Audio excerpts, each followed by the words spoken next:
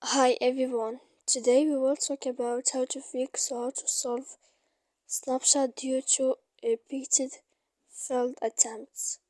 To know how to fix or how to solve Snapchat due to repeated failed attempts, you should just go to settings like this. You will click. After that, in this page, you will go to apps, default apps, app settings. When you will see this list, you will go down to find application of Snapchat and you will enter.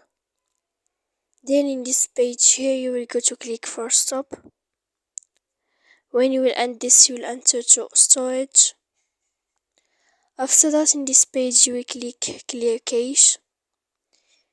Then you will go to click clear data, and after all that you can update your application. So please don't forget to support us by like and subscribe. See you next time.